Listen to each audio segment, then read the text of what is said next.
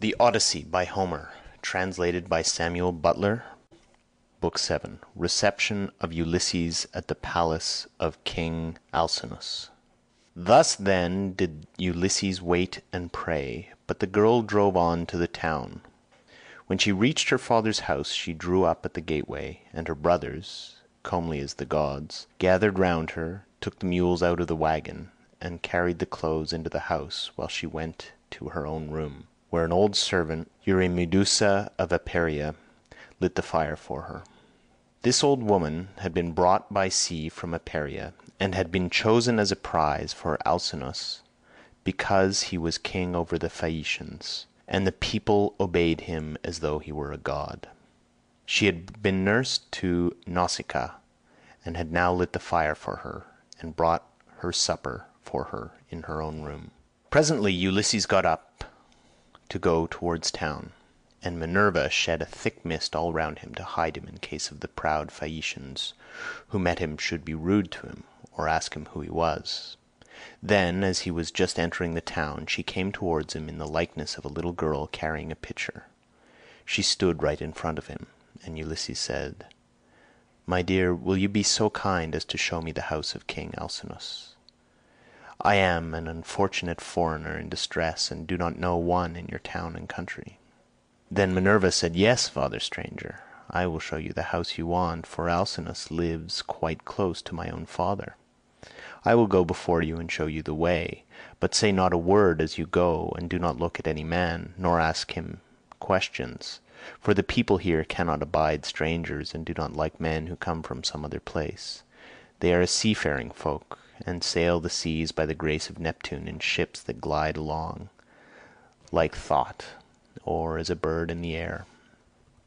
On this she led the way, and Ulysses followed in her steps, but not one of the Phaeacians could see him as he passed through the city in the midst of them, for the great goddess Minerva, in her good will towards him, had hidden him in a thick cloud of darkness.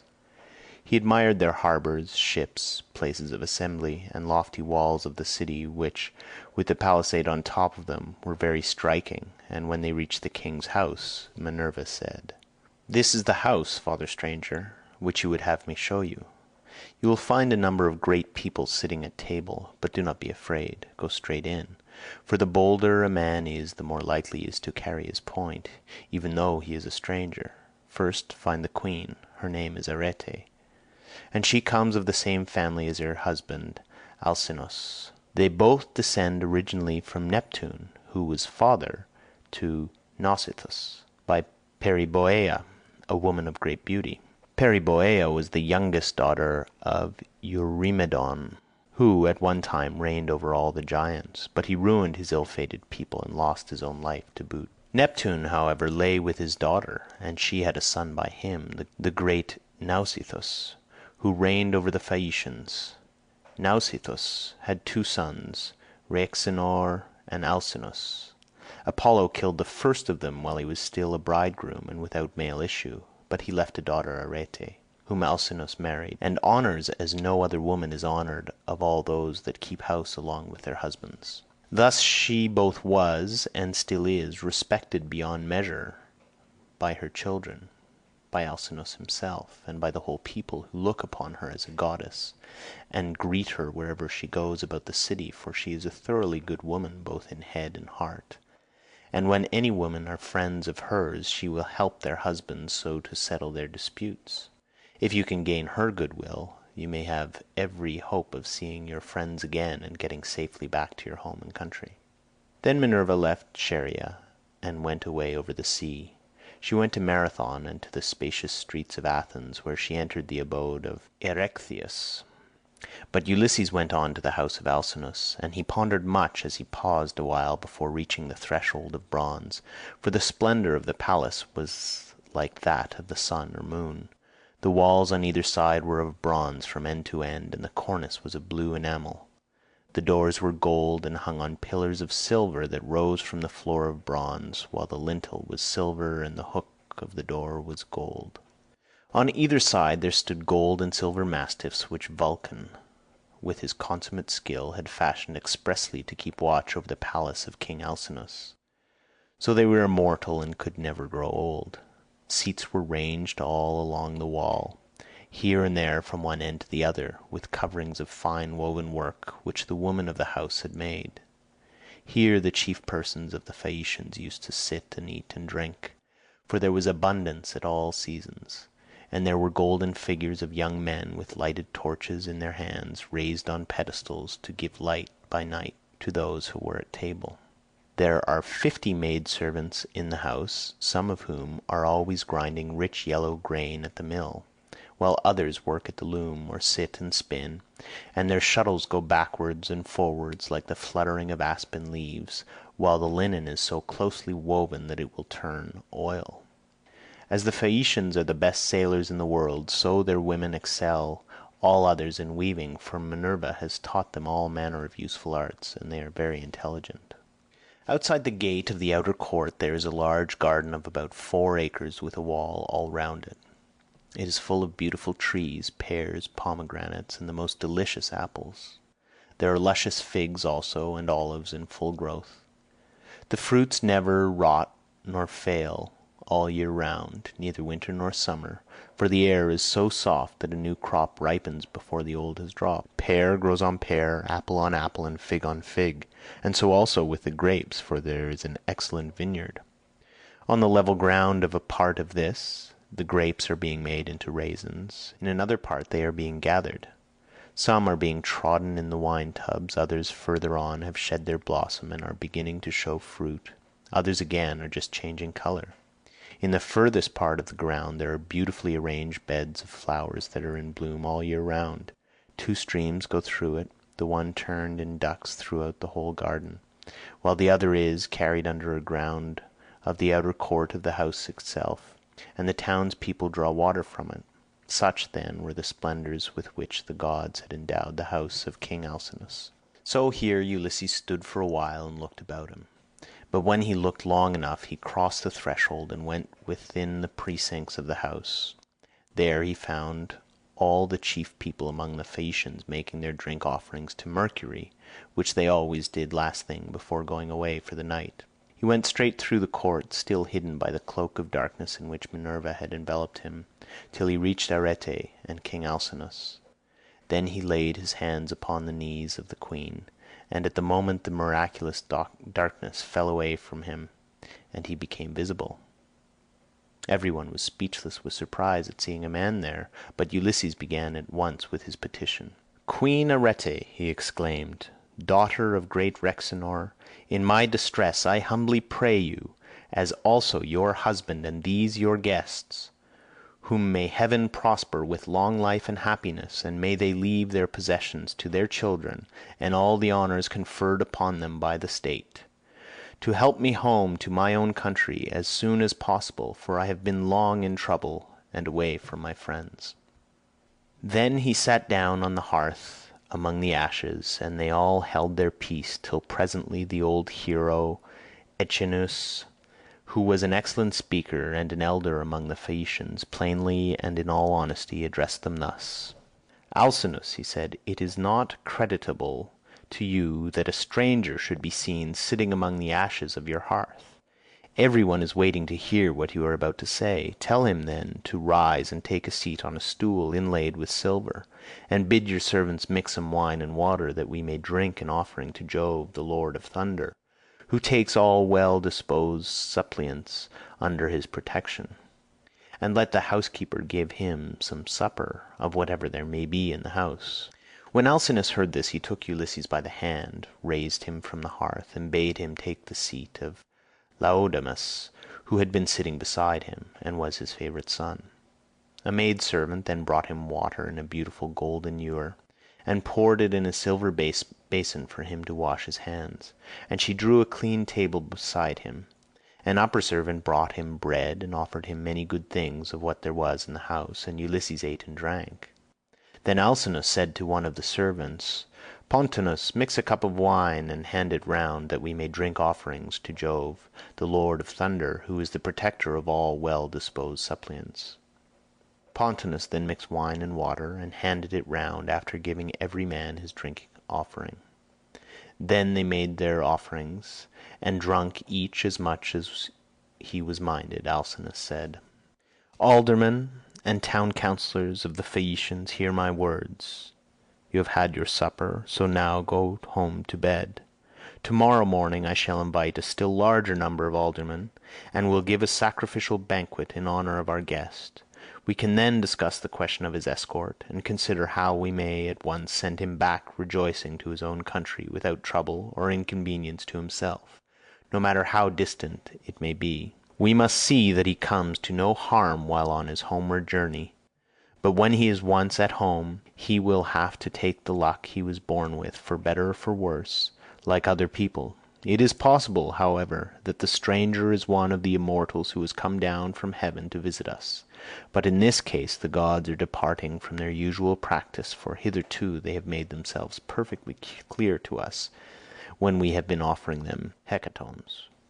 They come and sit at our feast just like one of ourselves, and if any solitary wayfarer happens to stumble upon some or other of them, they affect no concealment, for we are as near of kin to the gods as the Cyclopses and the savage giants are." Then Ulysses said, "Pray, Alcinous, do not take any such notion into your head. I have nothing of the immortal about me, neither in my body nor mind, and most resemble those among you who are the most afflicted. Indeed, were I to tell you all that heaven has seen fit to lay upon me, you would say that I was still worse off than they are. Nevertheless, let me sup in spite of sorrow, for an empty stomach is a very inopportune thing, and thrusts itself on a man's notice no matter how dire is his distress. I am in great trouble, yet it insists that I shall eat and drink, bids me lay aside all memory of my sorrows, and dwell only on the due replenishing of itself. As for yourselves, do as you propose, and at break of day set about helping me to get home. I shall be content to die if I may first once more behold my property, my bondsmen, and all the greatness of my house." Thus did he speak. Everyone approved his saying, and agreed that he should have his escort, inasmuch as he had spoken reasonably. Then, when they made their drink offerings, and had drunk each as much as he was minded, they went home to bed, every man in his own abode, leaving Ulysses in the cloister with Arete and Alcinous, while the servants were taking the things away after supper. Arete was the first to speak, for she recognized the shirt, cloak, and good clothes that Ulysses was wearing, as the work of herself and of her maids. So she said, "Stranger, before we go any further, there is a question I should like to ask you. Who and whence are you, and who gave you those clothes? Did you not say you had come from beyond the sea?" And Ulysses answered, "It would be a long story, madam, were I to relate in full the tale of my misfortunes, for the hand of heaven has been laid heavy upon me. But as regards your question, there is an island far away in the sea which is called the Ogygian. Here dwells the cunning and powerful goddess Calypso, daughter of Atlas. She lives by herself, far from all neighbors, human or divine. Fortune, however, brought me to her hearth, all desolate and alone, for Jove struck my ship with his thunderbolts and broke it up in mid-ocean. My brave comrades were drowned, every man of them, but I stuck to the keel, and was carried hither and thither for the space of 9 days, till at last, during the darkness of the 10th night, the gods brought me to the Ogygian island, where the great goddess Calypso lives. She took me in and treated me with the utmost kindness. Indeed, she wanted to make me immortal, that I might never grow old, but she could not persuade me to let her do so. I stayed with Calypso 7 years straight on end, and watered the good clothes she gave me with my tears during the whole time.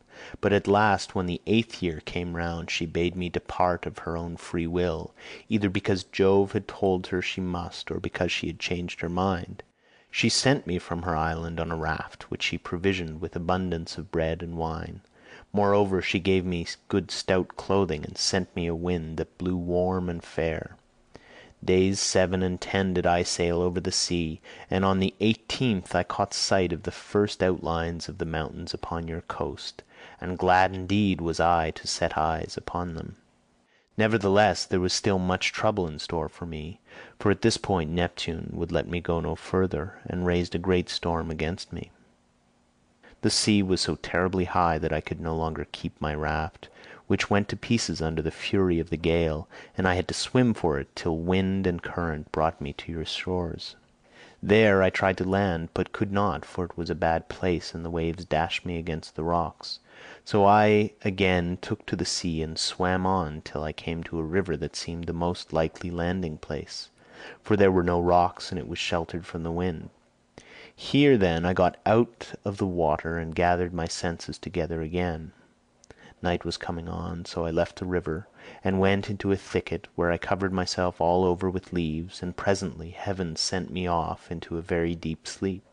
Sick and sorry I slept among the leaves all night, and through the next day till afternoon, when I woke as the sun was westering, and saw your daughter's maidservants playing upon the beach, and your daughter among them looking like a goddess.